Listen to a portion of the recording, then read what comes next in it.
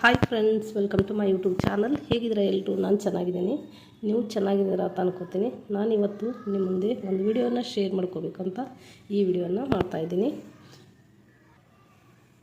ವಿಡಿಯೋವನ್ನು ನೋಡೋಕ್ಕಿಂತ ಮುಂಚೆ ನನ್ನ ಚಾನಲನ್ನು ಇನ್ನೂ ಯಾರು ಸಬ್ಸ್ಕ್ರೈಬ್ ಆಗಿದ್ದಿಲ್ಲ ಅಂದರೆ ಸಬ್ಸ್ಕ್ರೈಬ್ ಮಾಡ್ಕೊಳ್ಳಿ. ಹಾಗೆ ನನ್ನ ಚಾನಲನ್ನು ಇದು ವಿಡಿಯೋನ ಇಷ್ಟ ಆದರೆ ಲೈಕ್ ಮಾಡಿ, ಶೇರ್ ಮಾಡಿ, ಹಾಗೆ ಕಮೆಂಟ್ ಮಾಡೋದನ್ನು ಮರಿಬೇಡಿ. ಇವಾಗ ನೋಡಿ, ಸಮ್ಮರ್ ಡೇಸ್ ಅಂತೂ ಮುಗಿತಾ ಬಂತು. ಇವಾಗ ನಾವು ಮಕ್ಕಳಿಗೆ ಯಾವ ರೀತಿ ಭಾಗಾಕಾರ ಲೆಕ್ಕವನ್ನು ಹೇಳ್ಕೊಡ್ಬೇಕು ಅನ್ನೋದನ್ನು ನಾನು ನಿಮ್ಮ ಮುಂದೆ ಶೇರ್ ಮಾಡ್ಕೊತಾ ಇದ್ದೀನಿ. ಇದನ್ನು ಮಕ್ಕಳಿಗೆ ನೀವು ಸ್ಕೂಲಲ್ಲಿ ಆಗಲಿ ಮನೆಯಲ್ಲಿ ನೀವು ಹೇಳ್ಕೊಡ್ಬೇಕು ಅಂತಂದರೆ ಸುಲಭವಾಗಿ ಈಸಿಯಾಗಿ ಮೆಥಡಲ್ಲಿ ಮಕ್ಕಳಿಗೆ ಹೇಳಿಕೊಟ್ರೆ ಅರ್ಥ ಆಗುತ್ತೆ. ಹಾಗಾಗಿ ನಾವು ಇವಾಗ ಮಕ್ಕಳಿಗೆ ಭಾಗಾಕಾರ ಲೆಕ್ಕವನ್ನು ಹೇಗೆ ಮಾಡೋದನ್ನು ತೋರಿಸ್ಕೊಡೋಣ. ಈ ವಿಡಿಯೋನ ನಿಮಗೆ ಇಷ್ಟ ಆಗುತ್ತೆ. ಹಾಗೆ ನನ್ನ ಚಾನಲನ್ನು ನೀವು ಸಬ್ಸ್ಕ್ರೈಬ್ ಮಾಡಿಕೊಂಡು ನಿಮ್ಮ ಫ್ಯಾಮಿಲಿ ಫ್ರೆಂಡ್ಸ್ಗೆ ಶೇರ್ ಮಾಡ್ಕೊಳ್ಳಿ ಅಂತ ಈಗ ವಿಡಿಯೋನ ಸ್ಟಾರ್ಟ್ ಮಾಡೋಣ ಬನ್ನಿ. ನೋಡಿ, ಇವಾಗ ನಾನು 4 1 4 ಅದನ್ನು ಟೇಬಲ್ಸನ್ನು ನಾನು ಬರ್ಕೊಂಡೆ. ಇವಾಗ ಭಾಗಾಕಾರ ಲೆಕ್ಕ ಅಂತ ಬರ್ತಾ ಇದ್ದೀನಿ. ನೋಡಿ, ಇವಾಗ 4 1 ಬರದೆ ಅಂದರೆ 4ರ ಮಗ್ಗಿಯನ್ನು ಬರದೆ. 4 1 4, 4 2 8, 4 3 12, 4 4 16, 4 5 20, 4 6 24, 4 7 28, 4 8 32, 4 9 36, 4 40. ಇದರ ಮಗ್ಗಿಯಲ್ಲಿ ಮಕ್ಕಳಿಗೆ ನಾವು ಭಾಗಾಕಾರ ಲೆಕ್ಕವನ್ನು ಕೊಟ್ಟಿವಿ ಅಂತಂದರೆ ಯಾವ ರೀತಿ ಬಿಡಿಸಬೇಕು ಮಕ್ಕಳ ಅನ್ನೋದನ್ನು ನಾನು ನಿಮಗೆ ತೋರಿಸ್ಕೊಡ್ತಾ ಇದ್ದೀನಿ. ಇವಾಗ ನೋಡಿ, 546 ಬಾಗಿಲೆ 4 ಅಂತ ಇರುತ್ತೆ, ಹೌದಾ? ಇವಾಗ ನೋಡಿ, ಇಲ್ಲಿ 738 ಬಾಗಿಲೆ 4 ಅಂತ ಇರುತ್ತೆ, ಹೌದಾ? ಇವಾಗ ನೋಡಿ, ಇಲ್ಲಿ 967 ಬಾಗಿಲೆ 4 ಅಂತ ಇರುತ್ತೆ. ಯಾವ ರೀತಿ ಮಾಡ್ಕೊಳ್ಳೋದನ್ನು ತೋರಿಸ್ತೇನೆ. ಇವಾಗ ನೋಡಿ, ಇಲ್ಲಿ 496 ಅಂತ ಇರುತ್ತೆ ಬಾಗಿಲೆ 4, ಹೌದಾ? ಇವಾಗ ನಾವು ಮೊದಲನೇ ಲೆಕ್ಕದಲ್ಲಿ ನೋಡಬೇಕು ಅಂತಂದರೆ ಇವಾಗ 546 ಬಾಗಿಲೆ 4 ಅನ್ನೋದನ್ನು ನಾವು ನೋಡೋಣ ಯಾವ ರೀತಿ ಮಾಡೋಣ ಅಂತ. ಇವಾಗ ನಾವು ಇದು ಒಂದೇ ಸಂಖ್ಯೆಯನ್ನು ತಗೊಳ್ಳೋಣ. ಒಂದೇ ಸಂಖ್ಯೆಯನ್ನು ತಗೊಂಡಾಗ ಇಲ್ಲಿ ನಮಗೆ ಇದು 5 ಮೊದಲನೇ ಸಂಖ್ಯೆ 5 ಅಂತ ಬಂತು. ನಮ್ಮ ಭಾಗಾಕಾರದಲ್ಲಿ ಇರುವಂಥದ್ದು ಯಾವುದು ಅಂತಂದರೆ 4ರ ಮಗ್ಗಿಯನ್ನು ಇರುತ್ತೆ. ಇಲ್ಲಿ ನಾವು 4ರ ಮಗ್ಗಿಯನ್ನು ನಾವು ಈಸಿಯಾಗಿ ಬರ್ಕೊಂಡಿದ್ದೀವಿ. ಈ ಮಗ್ಗಿಯ ಪ್ರಕಾರ ನಾವು ಹೋಗೋಣ. ಇವಾಗ 5 ಸಂಖ್ಯೆ ಅಂದರೆ ಈ 4ರ ಮಗ್ಗಿಯಲ್ಲಿ ಯಾವುದು ಸಣ್ಣದು, 5ಕ್ಕಿಂತ ಚಿಕ್ಕದು ಯಾವುದಿದೆ ಅಂತ ನೋಡಿದಾಗ ಯಾವುದು ಬರುತ್ತೆ? ಇಲ್ಲಿ 4 1 ಬರುತ್ತೆ. ಹಾಗಾಗಿ ಇಲ್ಲಿ 5ಕ್ಕಿಂತ ಚಿಕ್ಕ ಸಂಖ್ಯೆಯನ್ನು ನಾವು ತಗೊಳ್ಬೇಕಾಗುತ್ತೆ. ಅಂದರೆ 4 1 4 ಅನ್ನೋದನ್ನು ನಾವು ಸೇರಿಸಬೇಕು. ನೋಡಿ, ಇವಾಗ 4 1 4, ಹೌದಾ? ಇವಾಗ ನಾವು ಇದು ಮೈನಸನ್ನು ಮಾಡ್ಕೋಬೇಕು. ಮೈನಸನ್ನು ಮಾಡಿಕೊಂಡ್ರೆ 5ರಲ್ಲಿ 4 ಕಳೆದ್ರೆ ಎಷ್ಟಾಗುತ್ತೆ? ಇವಾಗ 1 ಆಗುತ್ತೆ, ಸರಿನಾ? ಅಂದರೆ 5ರಲ್ಲಿ 4 ಕಳೆದ್ರೆ 1 ಅಂತ ಬಂತು. ಇವಾಗ ಪಕ್ಕದಲ್ಲಿರೋ ಸಂಖ್ಯೆಯನ್ನು ನೋಡ್ಕೋಬೇಕು. ಯಾವ ಸಂಖ್ಯೆ ಇದೆ? ಇದು 4ರ ಸಂಖ್ಯೆ ಇದೆ. 4 ಸಂಖ್ಯೆಯನ್ನು ನಾವು ಕೆಳಗಡೆ ತೊಗೊಳ್ಬೇಕಾಗುತ್ತೆ. ಇದು ಏರೋ ಮಾರ್ಕ್ ಇದು ಗೊತ್ತಾಗಬೇಕು, ಕೆಳಗಡೆ ತೊಗೊಳ್ಬೇಕಾಗುತ್ತೆ. ತೊಗೊಂಡಾಗ ಇದು 4ನ್ನು ಇಲ್ಲಿ ಸೇರಿಸಿದಾಗ ಎರಡು ಸಂಖ್ಯೆಗಳು ಎಷ್ಟಾಗುತ್ತೆ? 14 ಆಯಿತು. ಅಂದರೆ 14 ಸಂಖ್ಯೆಯನ್ನು ಇಲ್ಲಿ ನಾವು ಮಗ್ಗಿಯಲ್ಲಿ ನೋಡ್ಕೊಳ್ಳೋಣ. 4ರಲ್ಲಿ 14ಕ್ಕಿಂತ ಚಿಕ್ಕದಿರುವ ಸಂಖ್ಯೆ ಯಾವುದು ಅನ್ನೋದನ್ನು ನೋಡೋಣ. ಅಂದರೆ ಯಾವುದು ಸಂಖ್ಯೆ ಇದೆ? 4 3 12. ಇದು 14ಕ್ಕಿಂತ ಚಿಕ್ಕ ಸಂಖ್ಯೆ, ಇದು 14ಕ್ಕಿಂತ ದೊಡ್ಡ ಸಂಖ್ಯೆ ಆಯಿತು. ಹಾಗಾಗಿ ನಾವು 4 3 12 ಅನ್ನೋ ಸಂಖ್ಯೆಯನ್ನು ತಗೊಳ್ಳೋಣ.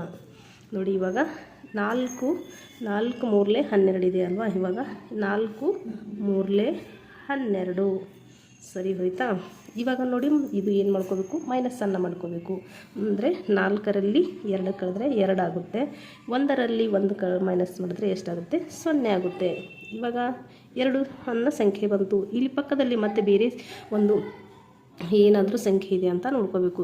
ಇದ್ದಾಗ ಇವಾಗ 6 ಸಂಖ್ಯೆ ಅನ್ನೋದಿತ್ತು. ಇವಾಗ ನಾವೇನು ಮಾಡ್ಕೋಬೇಕು? ಕೆಳಗಡೆಯನ್ನು ಸರಿಸ್ಕೊಳ್ಳೋಣ. ನೋಡಿ, ಇವಾಗ ಈ 6 ಸಂಖ್ಯೆಯನ್ನು ನಾವು ಏನು ಮಾಡಬೇಕು? ಕೆಳಗಡೆಯನ್ನು ತೊಗೊಂಡ್ವಿ. 2 ಸಂಖ್ಯೆ ಎಷ್ಟಾಯಿತು? 26 ಆಯಿತು.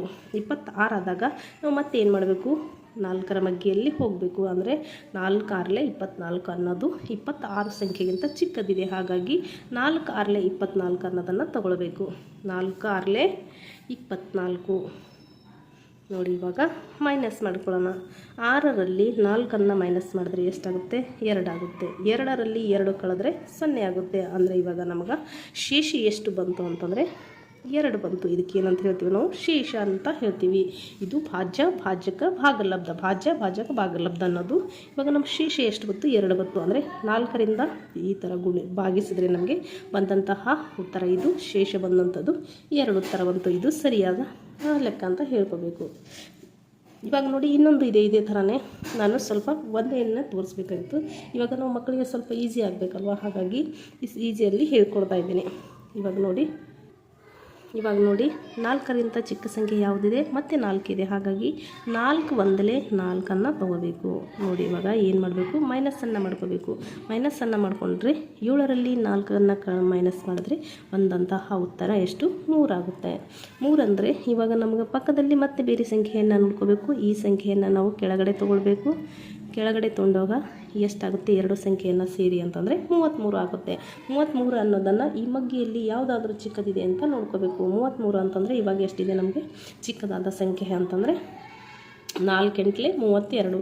ಹಾಗಾದರೆ ನಾವು 4 8 ಅಂತ ಇಲ್ಲಿ ಬರ್ಕೋಬೇಕು. ಇಲ್ಲಿ 32 ಅಂತ ಬರೀಬೇಕು.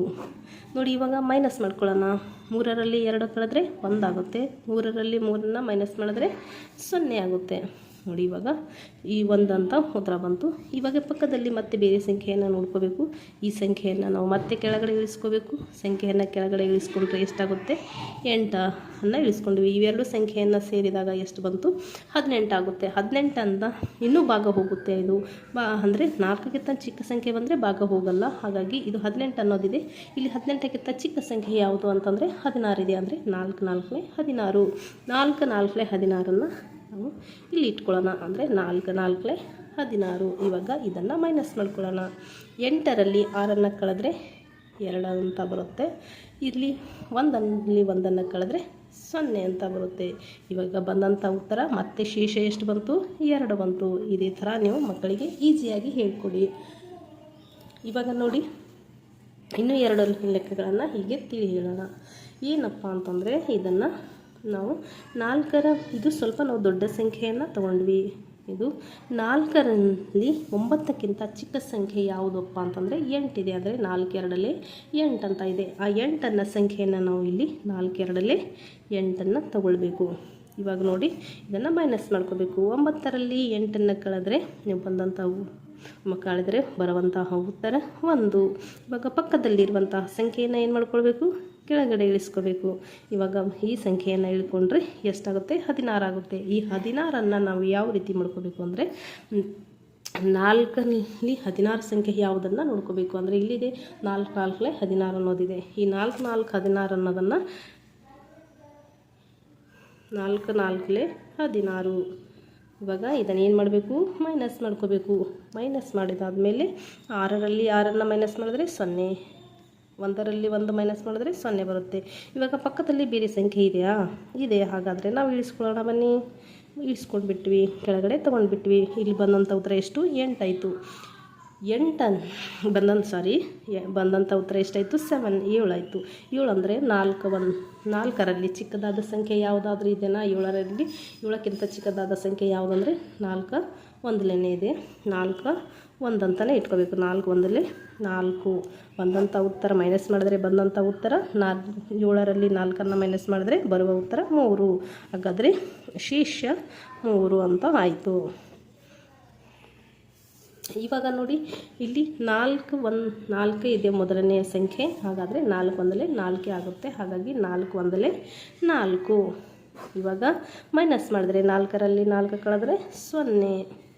ಆಮೇಲೆ ಬೇರೆ ಸಂಖ್ಯೆ ಪಕ್ಕದಲ್ಲಿರುವಂತಹ ಸಂಖ್ಯೆಯನ್ನು ಕೆಳಗಡೆ ತೊಗೊಂಡ್ವಿ. ಯಾವ ಸಂಖ್ಯೆ ಇದೆ? 9 ಸಂಖ್ಯೆ ಇದೆ. ಇವಾಗ ನೋಡಿ 4ರಲ್ಲಿ 9ಕ್ಕಿಂತ ಚಿಕ್ಕದಾದ ಸಂಖ್ಯೆ ಯಾವುದು? 8 ಇದೆ. ಅಂದರೆ 4 2 8. ಇವಾಗ ನೋಡಿ 4 2 8ಅನ್ನು ತೊಗೊಂಡ್ವಿ. ಇವಾಗ ಮೈನಸ್ ಮಾಡೋಣ. 9ರಲ್ಲಿ 8ಅನ್ನು ಮೈನಸ್ ಮಾಡಿದ್ರೆ ಬರುವ ಉತ್ತರ 1. ಇವಾಗ ಪಕ್ಕದಲ್ಲಿ ಇನ್ನೊಂದು ಸಂಖ್ಯೆ ಏನಿದೆಯಾ? ಇದೆ. ಬನ್ನಿ ಇಳಿಸ್ಕೊಳ್ಳೋಣ. ಅದನ್ನು ಕೆಳಗಡೆ ತೊಗೊಳ್ಳೋಣ. ಯಾವ ಸಂಖ್ಯೆ ಇದೆ? 6 ಸಂಖ್ಯೆ ಇದೆ. 6 ಸಂಖ್ಯೆಯನ್ನು ನಾವು ಕೆಳಗಡೆ ತೊಗೊಂಡ್ವಿ. ಇವಾಗ ಎಷ್ಟಾಗುತ್ತೆ? 2 ಸಂಖ್ಯೆಯನ್ನು ಸೇರಿ 16 ಆಗುತ್ತೆ. ಇವಾಗ 4ರಲ್ಲಿ 16 ಯಾವುದಿದೆಯಾ ನೋಡಬೇಕು. 12 ಇದೆ, 16 ಇದೆ. ಅಂದರೆ 4 4 16 ಇದೆ. ಈ 4 4 16 ಅನ್ನೋದನ್ನು 4 4 16 ಅನ್ನೋದನ್ನು ಇಲ್ಲಿ ಕೆಳಗಡೆ ತೊಗೊಂಡ್ವಿ. ಇವಾಗ ನೋಡಿ ನೀವು ಇದನ್ನು ಮೈನಸ್ ಮಾಡ್ಕೋಬೇಕು. 6ರಲ್ಲಿ 6 ಮೈನಸ್ ಮಾಡಿದ್ರೆ 0, 1ರಲ್ಲಿ 1 ಮೈನಸ್ ಮಾಡಿದ್ರೆ 0, ಬರುವಂಥ ಉತ್ತರ 0 ಆಯಿತು. ಅಂದರೆ ಶೇಷ 0 ಬಂತು. ಇಲ್ಲಿ ಈ 3ರಲ್ಲಿಯೂ ಕೂಡ ಇಲ್ಲಿ ಶೇಷ 3 ಬಂದಾಗಿತ್ತು. ಆಮೇಲೆ ಇದನ್ನು ಶೇಷ ಎಷ್ಟು ಬಂದಾಗಿತ್ತು? 2 ಬಂದಾಗಿತ್ತು. ಇದು ಲೆಕ್ಕದಲ್ಲಿರುವಂಥ ಶೇಷ 2 ಬಂದಾಗಿತ್ತು. ಹಾಗಾಗಿ ಇವಾಗ ನಿಮಗೆ ಇದನ್ನು ಮಕ್ಕಳಿಗೆ ಹೋಮ್ವರ್ಕ್ ಅಂತ ಕೊಡ್ತಾ ಇದ್ದೀನಿ. ಇದನ್ನು ಮಾಡಿ ನೀವು ನನಗೆ ಇದು ಕಮೆಂಟ್ ಮೂಲಕ ತಿಳಿಸಿ ಅಂತ ಹೇಳ್ತೀನಿ. ನೋಡಿ, 877 ಬಾಗಿಲೆ 4 ಅಂತ ಇದೆ. ಆಮೇಲೆ ಇನ್ನೊಂದು ಲೆಕ್ಕ